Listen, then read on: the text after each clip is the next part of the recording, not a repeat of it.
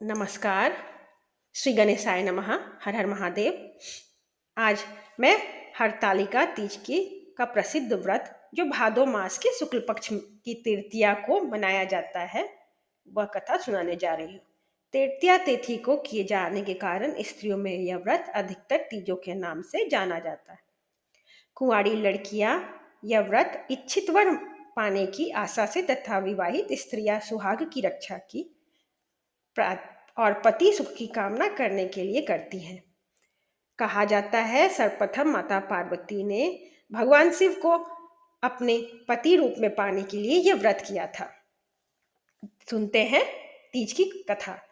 जिनके दिव्य केशों पर मंदार के पुष्पों की माला शोभा देती है और जिन भगवान शंकर के मस्तक पर चंद्र और कंठ में मुंडों की माला पड़ी हुई है, जो माता पार्वती दिव्य वस्त्रों में तथा भगवान शंकर दिगंबर वेश धारण किए हुए हैं, उन दोनों भवानी शंकर को नमस्कार करती हूँ। कैलाश पर्वत के सुंदर शिखर पर माता पार्वती जी ने श्री महादेव जी से पूछा, हे महेश्वर, मुझसे आप वह गुप्त से गुप्त वार्ता कहिए जो सबके लिए सब धर्मों से भी सरल तथा महान फल देने वाली हो। हे नाथ, यदि आप भली भांति प्रसन्न हैं तो आप उसे मेरे सम्मुख प्रकट कीजिए।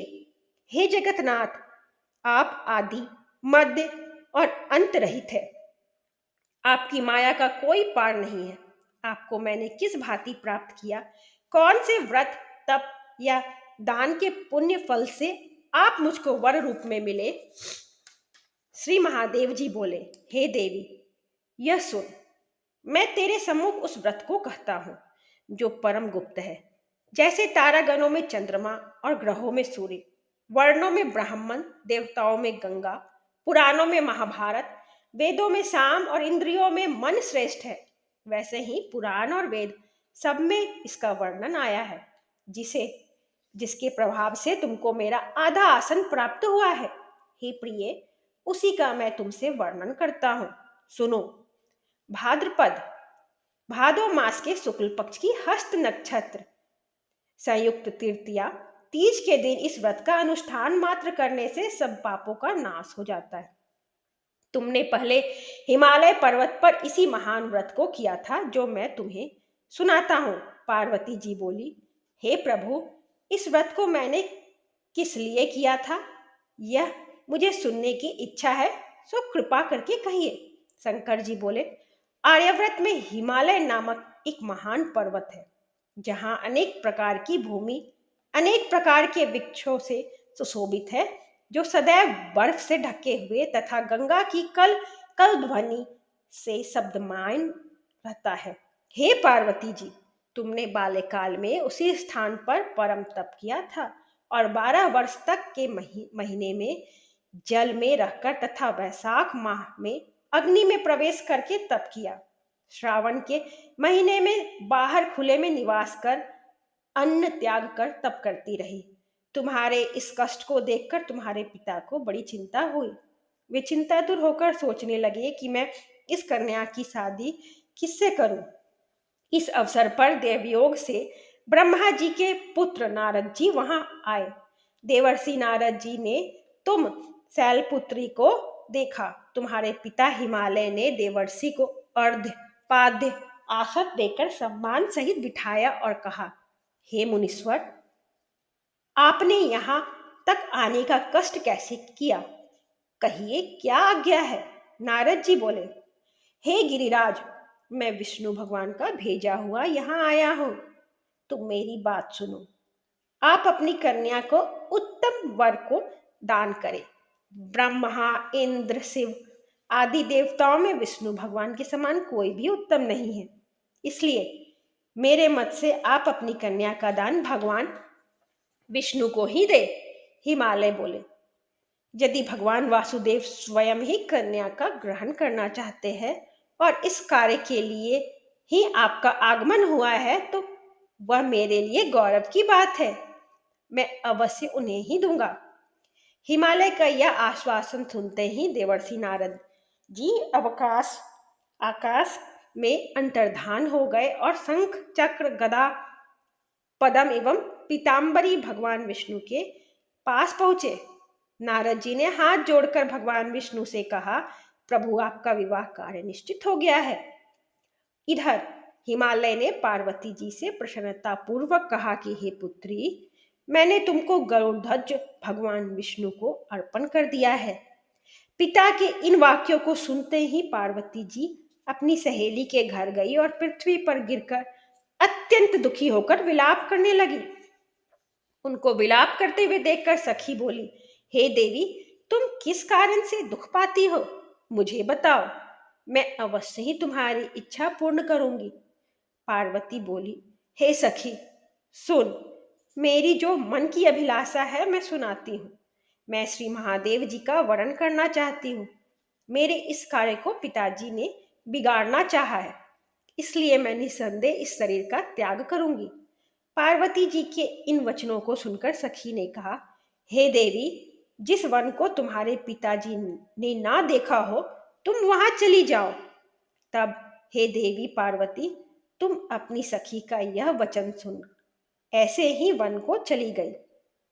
पिता हिमालय ने तुमको घर पर ना पाकर सोचा कि मेरी पुत्री को कोई देव, दानव अथवा किन्नर हरण करके ले गया है।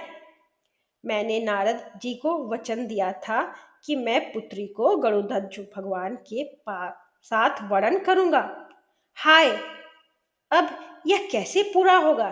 ऐसा सुनकर वे बहुत चिंतातुर हो मूर्छित हो गए। तब सब लोग हाहाकार करते हुए दौड़े और मूर्छा दूर होने पर गिरिराज से बोले कि हमें आप अपनी मूर्छा का कारण बताओ। हिमालय बोले, मेरे दुख का कारण यह है कि मेरी रत्न स्वरूपी कन्या को कोई हरण करके ले गया है, या सर्प डस गया, या किसी सिंह या व्याघ्र ने मार डाला है। वह ना जाने कहाँ चली गई, या उसे किसी राक्षस ने मार डाला है। इस प्रकार कहकर गिरिराज दुखित होकर ऐसे कांपने लगे जैसे तीव्र वायु के चलने पर कोई मूर्त वृक्ष कांपता है। तत्पश्चात हे पार्वती, तुम्हें गिरिराज साथियों सहित घने जंगल में ढूंढने निकले। सिंह, व्याघ्र, रीछ आदि हिंसक जंतुओं के कारण वह वन महाभयानक प्रतीत होता था। तुम भी सखी के साथ भयानक जंगल में घूमती हुई वन में एक नदी के तट पर एक गुफा में पहुंची। उस गुफा में तुम अपनी सखी के साथ प्रवेश कर गई, जहां तुम अन्न जल का त्याग करके बालू का लिंग बनाकर मेरी आराधना करती रही। उस समय पर भाद्रपद मास की हस्त नक्षत्र युक्त तृतीया के दिन तुमने मेरा विधि विधान से पूजन किया तथा रात्रि को गीत गायन करते हुए जागरण किया। तुम्हारे उस महाव्रत के प्रभाव से मेरा आसन डोलने लगा। मैं उसी स्थान पर आ गया जहां तुम और तुम्हारी सखी दोनों थी। मैंने आकर तुमसे कहा कि हे वरान्य, मैं तुमसे प्रसन्न हूं, तू मुझसे वरदान मांग। तब तुमने कहा कि हे देव, यदि आप मुझसे प्रसन्न हैं तो आप महादेव जी ही मेरे पति हो। मैं तथास्तु ऐसा कहकर कैलाश पर्वत को चला गया और तुमने प्रभात होते ही मेरी उस बालू की प्रतिमा को नदी में विसर्जित कर दिया। हे सुबह, तुमने वहां अपनी सखी सहित व्रत का पारायण किया अथवा पारण किया। इतने में तुम्हारे पिता हिमवान भी तुम्हें ढूंढते ढूंढते उसी घने वन में आ पहुंचे। उस समय उन्होंने नदी के तट पर दो कन्याओं को देखा तो वे तुम्हारे पास आ गए और तुम्हें हृदय से लगाकर रोने लगे और बोले, बेटी, तुम इस सिंह व्याघ्र आदि युक्त घने जंगल में क्यों चली आई? तुमने कहा, हे पिता, मैं पहले ही अपना शरीर शंकर जी को समर्पित कर दिया था, किंतु आपने इसके विपरीत कार्य किया, इसलिए मैं वन में चली आई। ऐसा सुनकर हिमवान ने तुमसे कहा कि मैं तुम्हारी इच्छा के विरुद्ध यह कार्य नहीं करूंगा। तब से वे तुम्हें लेकर घर को आए और तुम्हारा विवाह मेरे साथ कर दिया। हे प्रिय, उसी व्रत के प्रभाव से तुमको मेरा अर्धासन प्राप्त हुआ है। इस व्रतराज को मैंने अभी तक किसी के सम्मुख वर्णन नहीं किया है। हे देवी, अब मैं तुम्हें यह बताता हूँ कि इस व्रत का यह नाम क्यों पड़ा। तुमको सखी हरण करके ले गई थी, इसलिए हरतालिका नाम पड़ा।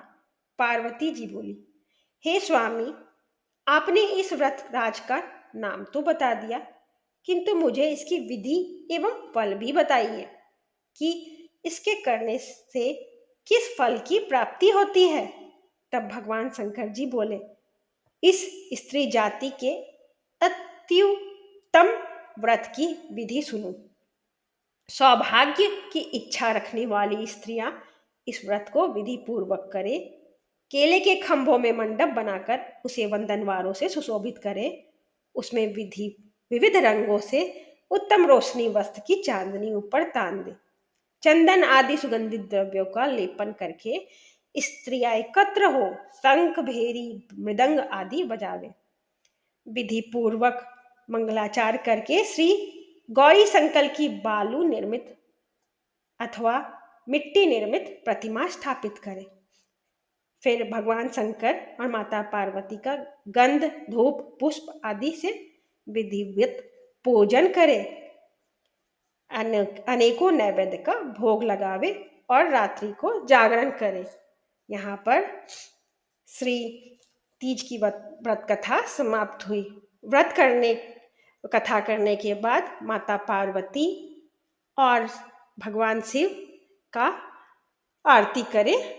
धन्यवाद। अगर आपको मेरा यह वीडियो पसंद आया हो तो प्लीज़ लाइक और सब्सक्राइब करें। हर हर महादेव। माता पार्वती की जय।